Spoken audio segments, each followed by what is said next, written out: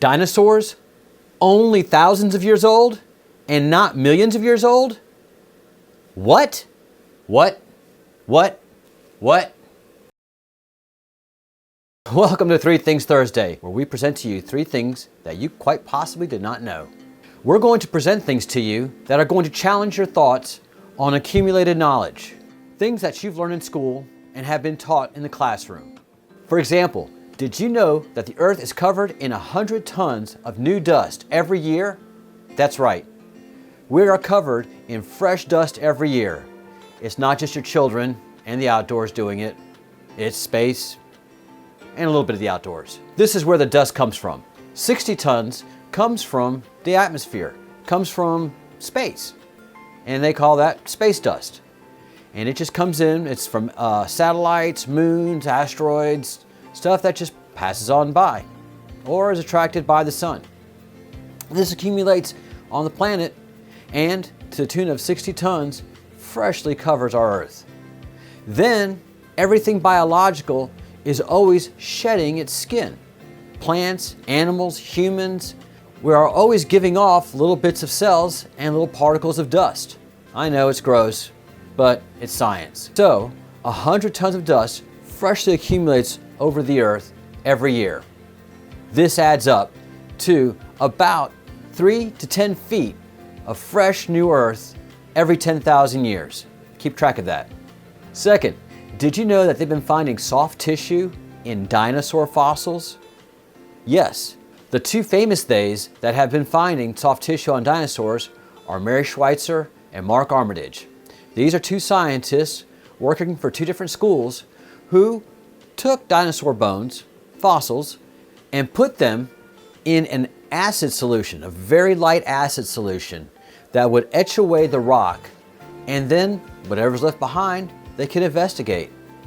Well, to Mary's stunning surprise, back in 1993, she found soft tissue in dinosaur bone. Not once, but several times, because to a paleontologist, this is shocking. Remember, dinosaurs are supposed to be 65 million years old. How could Mary Schweitzer find soft tissue in dinosaur bones? Yeah, fossilized skeleton bones were yielding soft tissue to her and her assistants. It wasn't just her. So, Mark Armitage, who is the head of a microscope lab at Fresno State, heard about this, and he decided to go collect some dinosaur fossils and see if there in fact was soft tissue. He found a triceratops bone after looking for a couple of days through the badlands of America, and he saw this triceratops bone look old, dried, dusted, fossilized. He didn't have much hope, but he took it to the lab, applied that soft acid solution, etched away all of the rock, and he too had soft tissue come out of that fossilized horn. So we had bone and horn yielding soft tissue, and at two different places in the country. Very interesting, isn't it? And finally, for your third thing on this Thursday, we have the soft tissue being carbon dated. That carbon dating has been yielding some very interesting dates. You see, carbon-14 can only remain around for 50,000 years after that biological body that's carrying that carbon perishes. The minute you perish is the minute that that carbon-14 starts deteriorating and has a very precise half-life until it terminally dissipates at 50,000 years. So, a group of scientists gathered 11 samples from 4 different states and sent them to the University of Georgia's lab to have them carbon-14 dated. Well, those dates came back, and those bones were between 22,000 and 34,000 years old. 11 samples from 4 different states. States as varied as Texas, Colorado, Arizona, and Alaska.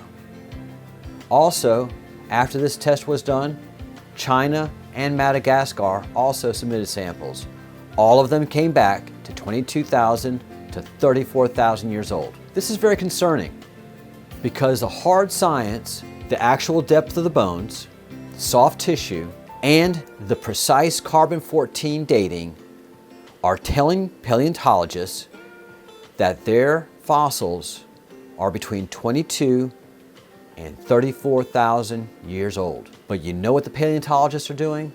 They are pushing back because they have gotten their masters and PhDs saying that their fossilized bones are millions of years old. Do you remember our first point that we brought up on this Three Things Thursday? That our planet accumulates 3 to 10 feet of fresh earth every 10,000 years? Do the math. 10,000 years. You would have to have fossilized bone 1.5 miles deep if dinosaurs were in fact millions of years old. Scientists have to take the blinders off. They have to leave their ideologies at the door. I know for most in the scientific community, this young date of dinosaur bones is causing them to panic because this challenges the Darwinian theory of evolution. And quite frankly, everything challenges the Darwinian theory of evolution. Genetics, just a simple process of evolution, we cannot reproduce it in the lab. We can reproduce cells in the lab. They've just created life in the lab this week without using an egg or sperm from any kind of living creature. We are in bold new worlds. We are in bold new areas of science. And yet, our universities are stuck in the Victorian science of Darwinism, of evolution, of a silly notion that all of this amazing life on this planet, the planet itself, and the structure of the solar system just happened. It's comical at this point. So please help me get this message out, that science has to change and we have to start looking at our world in a whole new different way. Intelligence designed us, and we have to start understanding the purpose of our design, because there is plenty of messages out in history as to our purpose in life, and we just have to start scratching the surface and realizing it.